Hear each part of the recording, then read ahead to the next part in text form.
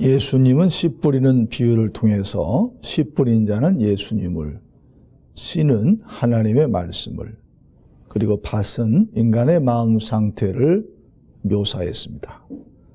특별히 예수님께서 하나님의 말씀을 받는 4가지 종류의 마음에 대해서 오늘 말씀하고 있습니다.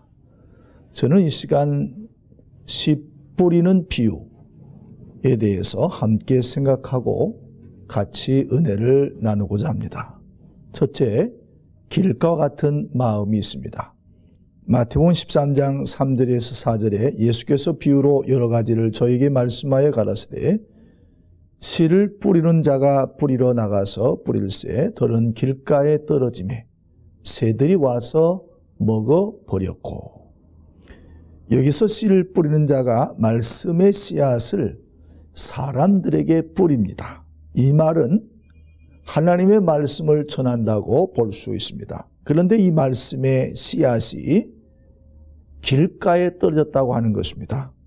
길가란 무엇입니까? 옛날에는 길이라고 하는 것이 어떻게 만들어졌습니까? 사람들이 자주 다니게 되면 길이 생기게 되는 것이죠. 그러니까 많은 사람들이 자주 다니다 보면 산길도 생기고 논길도 생기고 밭길도 생기고 과수원길도 생기는 것입니다. 그래서 그 길이 많은 사람들이 다니다 보면 딱딱한 길이 되어집니다. 이런 곳에 씨앗이 떨어지면 발화가 되지 않습니다. 영어 성경에는 길을 따라서 씨앗이 뿌려졌다라고 나와 있습니다. 그러니 땅속에 뿌리를 내릴 수가 없는 것입니다. 그런데 이 말씀에 대한 해석이 19절에 나와 있습니다. 길가에 뿌려진 마음의 사람에 대해서 예수님은 말씀을 듣고 깨닫지 못할 때 악한 자가 그 마음에 뿌리운 것을 빼앗아간다 이렇게 말씀했습니다. 누가복음 8장 5절에 보면 이 악한 자는 바로 이 사탄을 가리키는 것입니다. 마귀가 들은 말씀을 빼앗아들여 구원 얻지 못하게 하려고 그 마음에서 말씀을 빼앗는 자라고 설명하고 있습니다. 그러니까 사탄 마귀는 사람들에게 하나님의 말씀을 빼앗아가는 자입니다. 하나님의 말씀을 듣지 못하게 하는 것입니다. 왜 그렇습니까? 구원받지 못하게 하기 위해서입니다. 인간이 하나님의 말씀을 듣지 않고 기막고 살 때에 그 마음은 사탄이 지배하는 마음이 되기 때문에 그 심령이 황폐화되는 것입니다. 사람들이 거칠고 악해지는 것입니다. 오늘날 많은 사람들이 악한 길로 가고 있으면서도 그것이 악인지를 모르고 자신의 행위에 대해서 반성이나 회개 없이 살아가는 것이 이 시대의 불행입니다. 이사야 선지자는 30장 9절에 대저 이는 패역한 백성이요 거짓말하는 자식들이요 여호와의 법을 듣기 싫어하는 자식들이라. 이사야 시대에도 그 시대 사람들이 하나님의 말씀을 듣기 싫어했다는 것입니다. 그 결과 어떻습니까? 여러분들 그들의 마음이 황폐화되어지는 것입니다. 굳은 마음, 딱딱한 마음이 됐습니다. 그래서 하나님의 말씀을 받아들이지 않습니다. 그러니 하나님의 말씀을 깨닫지를 못하는 것이지요. 겨울 동안 딱딱해진 길을 봄이 오면 제가 시골에서 그 목회할 때 보니까 농부들이 포크레인으로 그 땅을 뒤집어서 씨를 뿌릴 수 있는 토양을 만드는 것을 보았습니다. 여러분들 우리의 마음도 마찬가지입니다. 우리의 심령이 마음이 딱딱해 있으면 어떤 말씀을 들어도 마음에 감동이 없습니다. 은혜가 없습니다. 기쁨이 없습니다. 눈물이 없습니다.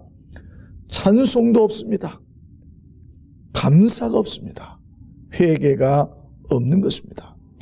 호세아 선지자는 10장 12절에 너희 묵은 땅을 기경하라. 지금이 곧 여호와를 찾을 때니 마침내 여호와께서 오사 공의를 빛처럼 너희에게 내리시리라. 사랑하는 성도 여러분, 오늘 우리의 굳은 마음이 바꾸어지도록 하나님 앞에 기도해야 하는 것입니다.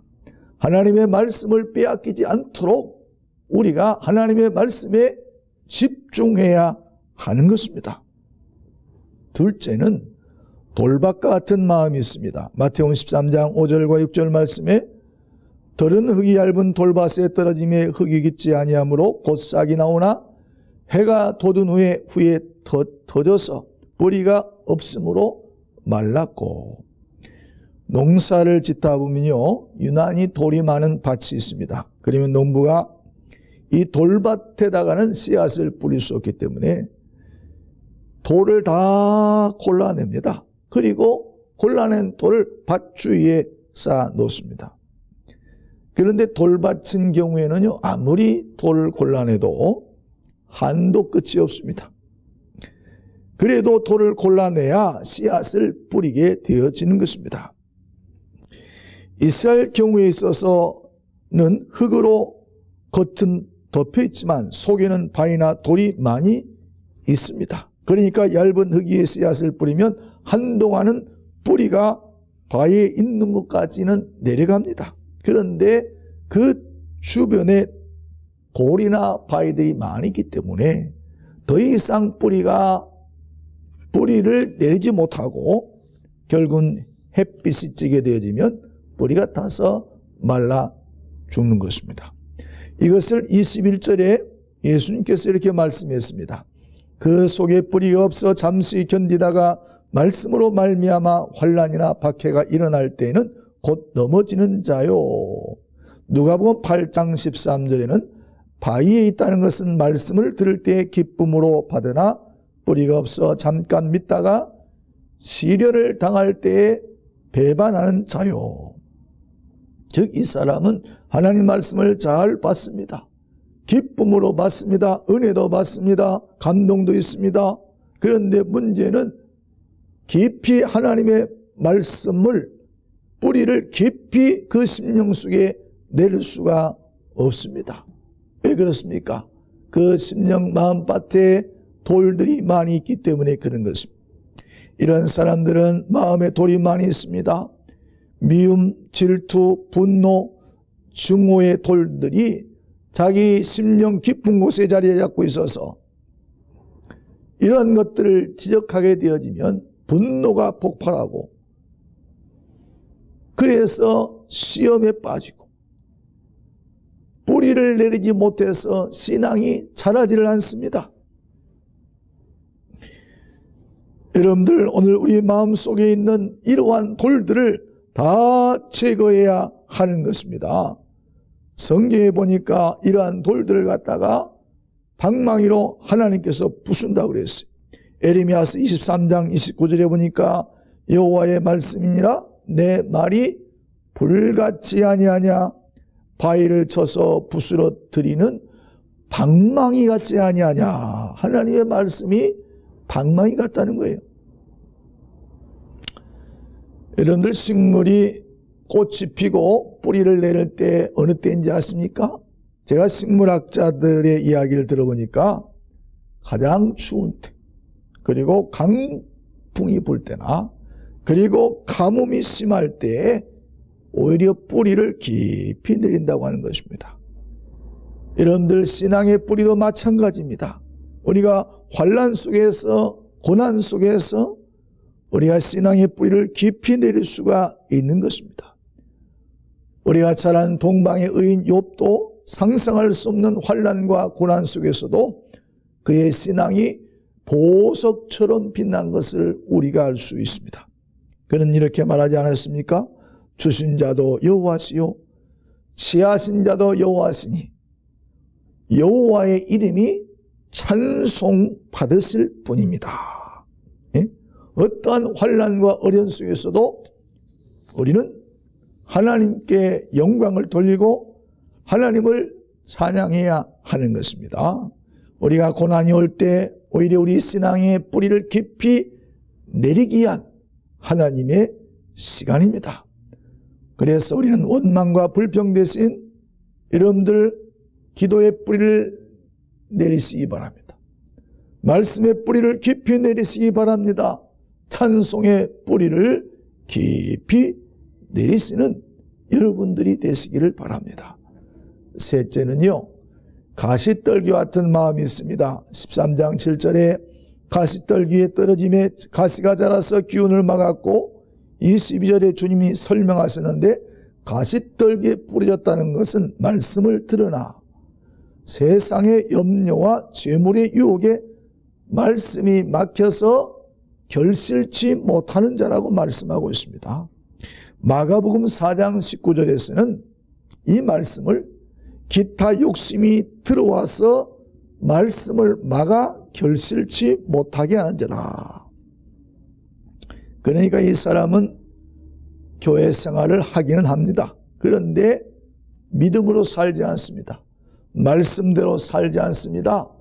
이 사람은 자신의 힘으로 살아가는 사람입니다. 이 사람은요, 온통 먹고 사는 문제로 바쁜 사람입니다.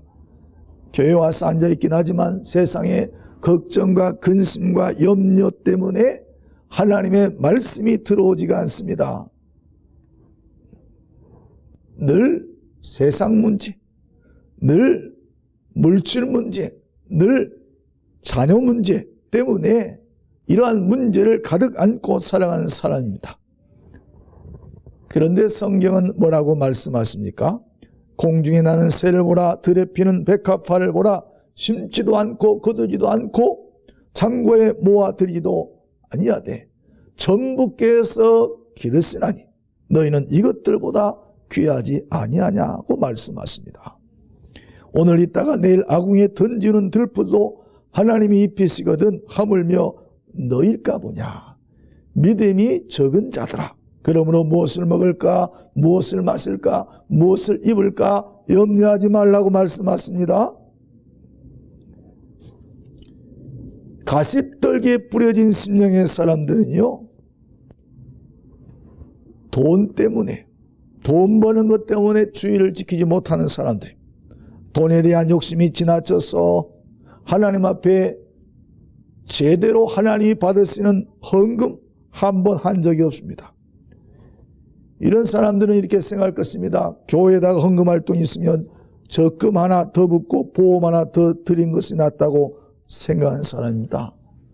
이 돈 때문에 믿음이 자라지가 않습니다. 그런데요, 성경 디모데전서 6장 10절에 이런 말씀이 있습니다. 돈을 사랑함이 일만 악의 뿌리가 되나니 이것을 탐내는 자들은 미혹을 받아 믿음에서 떠나 많은 근심으로써 자기를 찔렀도다. 여러분들, 우리가 이 세상을 살아가는 데 있어서 재물은 중요하고 필요합니다. 하지만 성도는 하나님보다 돈을 더 사랑해서는 안 됩니다. 돈 때문에 하나님을 떠난 영혼들이 얼마나 많이 있는지 모르는 것입니다. 누가복음 8장 14절에 이런 사람을 일락의 기운이 막혀서 온전히 결실치 못하는 자라. 일락이 뭡니까? 먹고 마시고 즐기는 것입니다. 이 세상 재미 때문에, 세상 즐거움 때문에 여러분들 믿음이 뿌리를 내지 않는 것입니다. 이런 사람들은요, 달마다 설마다 놀러 다닙니다. 아프지 않을 때만 빼고 건강할 때는 교회 나올 때보다 안 보일 때가 더 많은 사람입니다. 교회 나오는가 싶더니 안 나옵니다. 이런 사람들은요, 예수님보다 세상을 더 좋아하는 사람. 친구들이 많습니다. 별 친구들이 많습니다. 그래서 믿음이 자라지를 못하는 것입니다. 사랑하는 성도 여러분, 밭에 가시떨기가 있으면 씨가 성장하지를 못하는 것입니다. 가시떨기가 씨가 싹을 내지 못하도록 햇빛을 차단시키기 때문입니다. 자라지 못하게 가시가 막습니다. 내 안에 이러한 가시떨기가 자리 잡고 있는 한 온전히 결실할 수가 없습니다. 사랑하는 성도 여러분, 이 가시떨기를 다 제거할 수 있기를 바랍니다. 마지막으로 부드러운 마음밭입니다. 우리가 하나님의 성령의 은혜를 받고 아름다운 삶의 열매를 맺기 위해서 반드시 거쳐야 할 과정이 있습니다. 그것은 우리의 마음을 개간하는 일입니다. 길과 같은 마음, 돌밭 같은 마음, 가시떨기 같은 마음, 이런 마음을 반드시 옥토, 좋은 땅으로 바꿔야 하는 것입니다. 어떻게 바꿀 수가 있습니까? 호세아서 10장 12절에 너희 묵은 땅을 기경하라. 지금이 곧 여호와를 찾을 때니. 길과 같은 마음을 먼저 성령의 쟁기로 갈아엎어야 되겠습니다. 농부가 겨우내 얼어붙은 대지를 기계로 갈아엎어서 새 흙이 나오도록 돌과 자갈을 골라내고 흙을 부드럽게 한 이후에 그의 씨앗을 뿌리듯이 성령의 역사를 통해서 우리가 하나님 앞에 회개함으로 우리의 굳은 마음이 부드러운 마음으로 변화되는 것입니다. 에스겔서 11장 19절과 36장 26절에도 이런 말씀이 있습니다.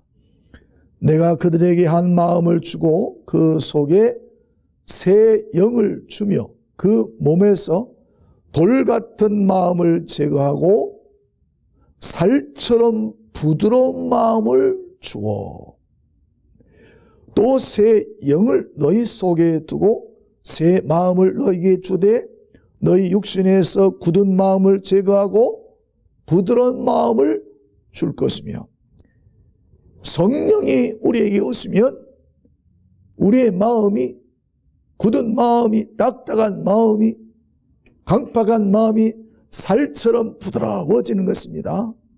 하나님께서 우리에게 새 마음을 주셨기 때문에 우리의 마음이 부드러워지는 것입니다. 마음이 부드럽기 때문에 말도 부드럽게 나가는 것입니다. 말도 거칠지 않습니다. 마음이 부드럽기 때문에 행동도 남에게 너그럽게 하는 것입니다. 친절하게 하는 것입니다. 남을 배려하는 그러한 삶을 살아가게 되어지는 것입니다. 그래서 사람들에게 어디 가든지 이 사람은 칭찬을 받습니다. 환영을 받습니다. 그로 인해서 이 사람을 통해서 그리스도의 향기가 나게 돼요. 그리스도의 편지가 되어서 하나님께 영광이 되어지는 것입니다. 간혹 우리 교인들 가운데 성령 받았다고 하는 사람이 있습니다. 각가지 은사를 받았다고 합니다. 방언도 하고 많은 은혜를 체험했다고 해요. 그런데 보면은 간혹 이런 분들이 남에게 상처를 주는 말을 할 때가 많이 있습니다. 남에게 아픔을 주는 것입니다.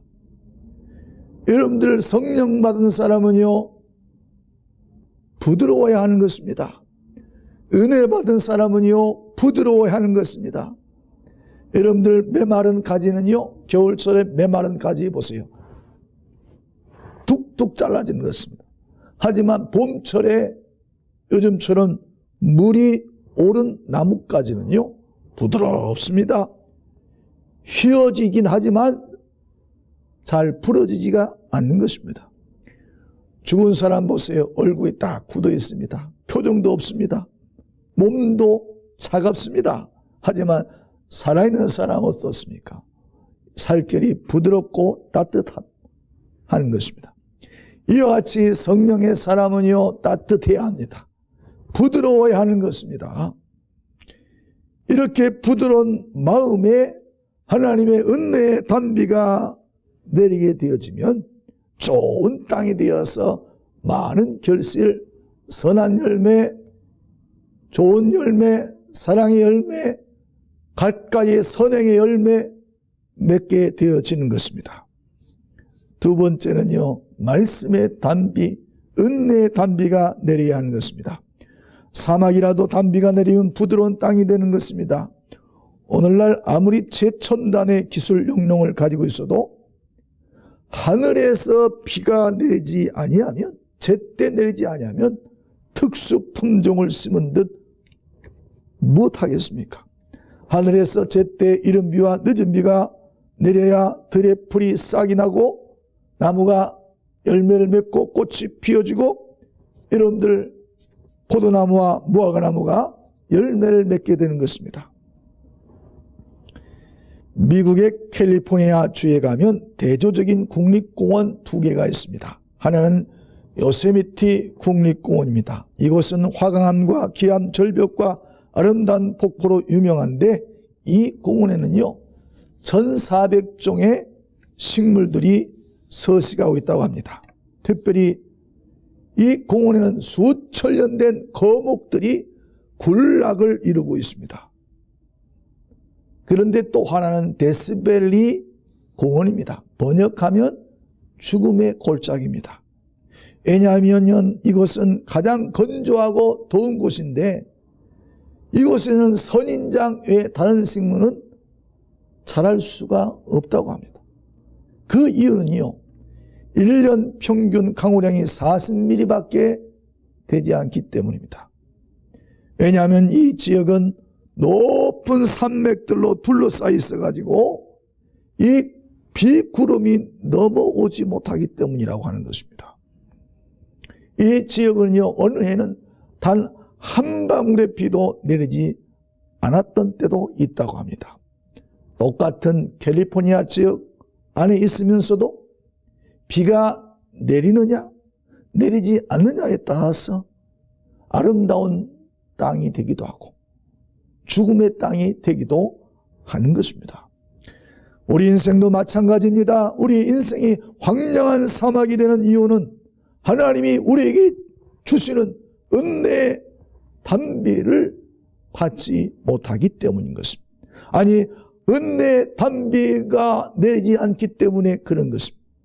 히브리서 6장 7절 이하에 보면 땅이 그 위에 자주 내리는 비를 흡수하여 밭가는 자들이 쓰기에 합당한 채소를 내면 하나님께 복을 받는다. 만일 가시와 엉겅퀴를 내면 버림을 당하고 저주함에 가까워 그 마지막은 불사람이 되리라. 하나님의 말씀의 비를 흡수해서 우리가 많은 열매, 선한 열매, 사랑의 열매, 관용의 열매, 선행의 열매를 맺어야 하나님 앞에 복을 받는다는 것입니다. 그러나 우리가 열매를 내지 못하면 그 마지막은 저주, 심판, 불사람이 된다고 하는 것입니다. 그러므로 오늘 우리의 마음이 부드러운 마음이 되어서 우리의 삶 속에 선한 열매를 맺어야 하는 것입니다. 세 번째는 누가복음 8장 15절에 좋은 땅이 있다는 것은 착하고 좋은 마음으로 말씀을 듣고 지키어 인내로 결실하는 자니라. 여기서 중요한 단어는 인내입니다. 씨 뿌린 자는 인내를 가지고 뿌려야 하는 것입니다. 열매가 씨 나타나지 않는다고 낙심하거나 절망하거나 포기해서는 안 됩니다. 어차피 4분의 1만 좋은 땅입니다. 그렇다고 씨 뿌린 일을 우리가 포기해서는 안 되는 것입니다. 사랑하는 성도 여러분, 이 씨 뿌리는 봄철 계절에 여러분들은 무슨 씨앗을 뿌리겠습니까? 무엇보다도 우리 성도들은 전도의 씨앗을 뿌려야 하는 것입니다. 여러분 주변에 하나님을 알지 못하는 사람들에게 여러분들이 그리스도의 편지가 되어서 예수 그리스도의 복음의 씨앗을 뿌려야 하는 것입니다. 기도의 씨앗을 뿌려야 하는 것입니다. 그래야만 반드시 응답이 있습니다. 그리고 올 한해 여러분들 선행의 씨앗을 많이 뿌리시기 바랍니다. 낙심하지 말고 뿌리시기 바랍니다. 쉬지 말고 뿌리시기를 바랍니다. 사랑하는 성도 여러분, 오늘 우리 마음의 굳은 마음을 다 제하고 하나님의 말씀의 뿌리를, 우리의 심령 깊은 곳에 뿌리를 내려야 하겠습니다. 가시떨기를 제거해야 되겠습니다.